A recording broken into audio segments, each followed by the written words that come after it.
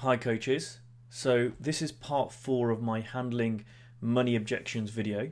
So on day 1 we talked about, or part 1 we talked about slowing down and seeing if the client could really see the value you were getting. On part 2 we talked about, well, really, is it actually about the money?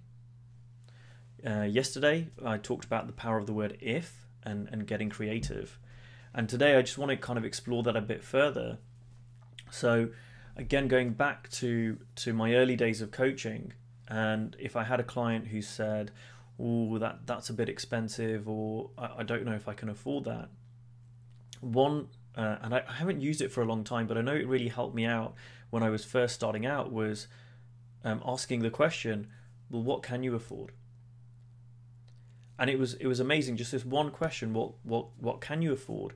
Quite often the number that that I had proposed to the client wasn't really different from the number that they could afford. And so either I could do less sessions, or I could create something a little bit differently without too much effort that fit their budget, and also enable me not to work for free, and could earn, you know, a number that I was happy with from the coaching.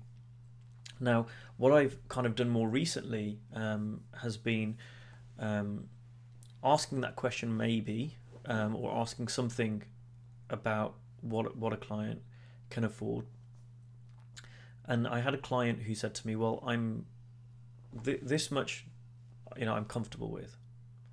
And for me, I didn't want a client to necessarily be comfortable. And again, this isn't a technique or a to-do. It's an option. It's a suggestion. It's something you can play around with. But I had a client say, okay, I can afford this, or I can pay this, or I'm comfortable paying this amount. And what I said is, well, what are you a little bit uncomfortable paying?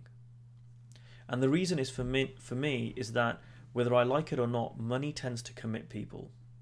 And when people, you know, if I've got an event, and I've got an event coming up, and I'm charging £10 for it, and I've never done an event that cheaply, and some bit of feedback I got this week was, well, you might want to oversell it because it's so cheap. Some people won't turn up, a percentage of people won't turn up. And it just has this thing of, you know, if that same event I was charging £1,000 for, I'm pretty sure most people would do whatever it takes to make sure that they turned up, because it was a lot more than £10. And when it's £10, it's like, well, I've got a headache today, I'll just ignore it. And so the two things are about asking what they can afford, asking what makes them feel uncomfortable, makes them feel like they're really committing to something, they're really investing in themselves.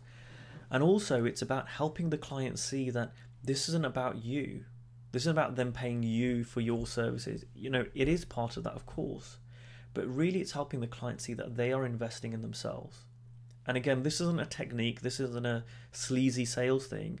For me, I see this as true, that when clients hire me, it's got nothing to do with me. It's that they've decided that they want coaching, they want to move forward, they want something different in their lives, and they're investing that money in themselves. And that's certainly what I did when I've hired clients and I've done training courses, whether it's coaching courses, whether it's the principles or general self-development stuff that I did beforehand. It's because I wanted something different for myself.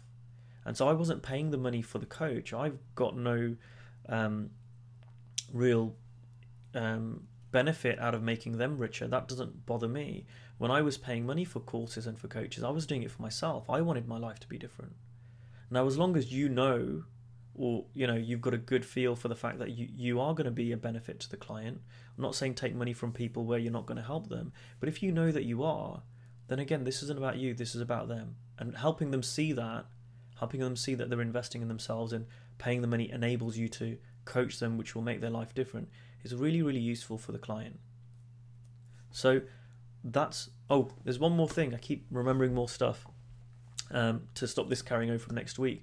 You can also get creative in how people pay you. I mean, I talked a little bit about that yesterday, but there's more ways than just money that people can pay you, right? There are exchange of services that you can do. I wouldn't suggest doing that for every client because you won't make any money, but you know, if someone's got something of value that they can pay you with rather than money, that's one option to get coaching, especially if you're starting out and you want to get some practice.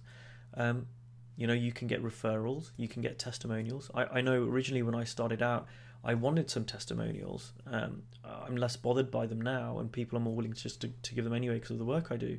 But when I was starting out, it was helpful for me to have testimonials. So I asked people, as long as they were happy with the coaching, that I wanted a strong testimonial of them. Not if they weren't happy, but if they were, in addition to the fee they were paying, if I had lowered it a little bit for them. So there are lots of ways you can get creative with that.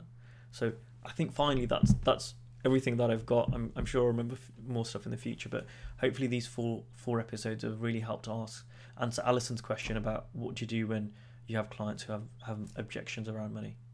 All right, guys, have a great weekend.